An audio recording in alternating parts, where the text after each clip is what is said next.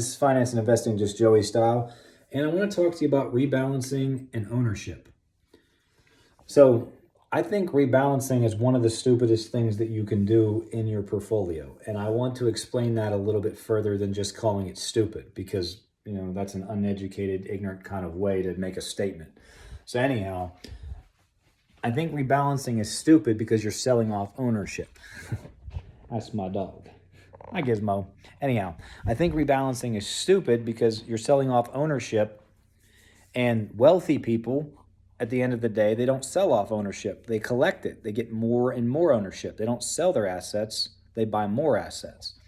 And then they either take loans against them or rent their assets out to other people and find cash flow. But people that aren't wealthy sell their stuff for cash, not wealth. So currency like dollars, they depreciate in value over time. So if you're just selling stuff to get more dollars, you're not holding your wealth. Dollars don't hold value well at all. They've been proven that since 1971, down 87%. So why would you do that? Now, the way that I look at rebalancing is, somebody told me they rebalance their account every 3 months. I'm like, that doesn't make any sense at all. If your long-term money is being rebalanced and reallocated every 3 months, it's not long-term money. It's short-term. That's trading, not investing. The way that I look at rebalancing is more so we do the solid research on the solid assets and companies to make sure that what they've done in the past and are doing in the present is going to carry on into the future. And then when we do that, we pick a time period of somewhere between 2 to 5 years.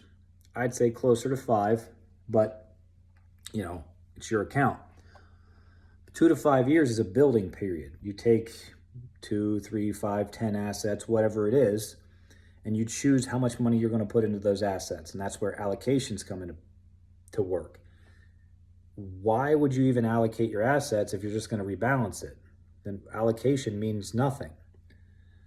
So you take 2 or 3 really, really solid assets that probably are going to give you some growth, but not astronomical, but also going to preserve your money.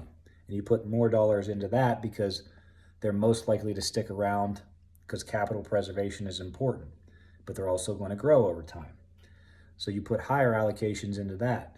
And then you put slightly lower allocations into things that are medium risk and higher risk, or basically have less chance to do well in the future, or could possibly no longer exist. So my rebalancing thing is, after you build these assets for 2 to 5 years, it doesn't matter what their performance is, because we're not looking at short-term performance. Short-term performance almost never shows long-term wealth. So you take that time, you build those assets up over those years, and then your rebalancing is we turn to different assets, different companies, different whatever. And then we take our allocations that we had in the past stuff, because we've built up positions for years. Now we have ownership. And then instead of building those previous positions we have, we now take new money, stop building the old positions, and start building new ones without selling off ownership. Because over time, these companies, these assets, could do something that we didn't see coming, like Amazon.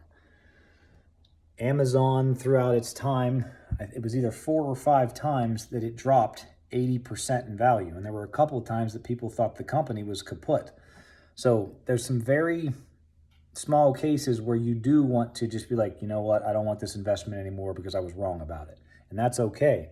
But we don't want to do this on a very short-term basis. We don't want to do this constantly, because you can't tell if you're wrong or right in an investment in a few months, or even within a year or 2. It's usually closer to 5.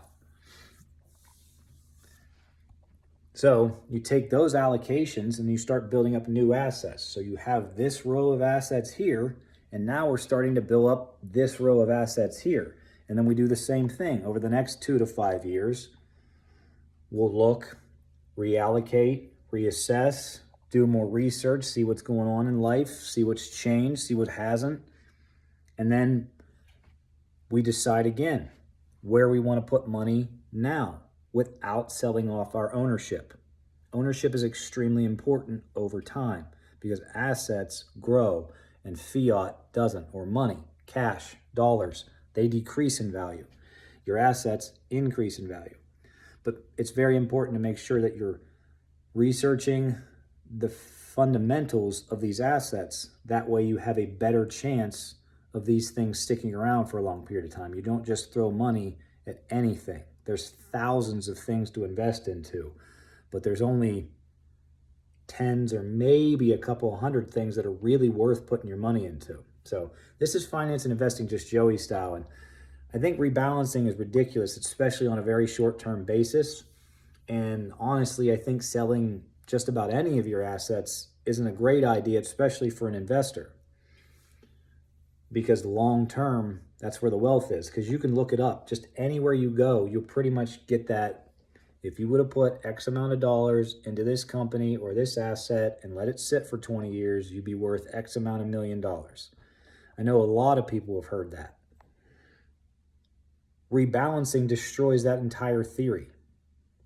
If you sell it, you're destroying your long-term wealth building. So ownership is key. Think about rebalancing more as to putting new allocations to different stuff without selling.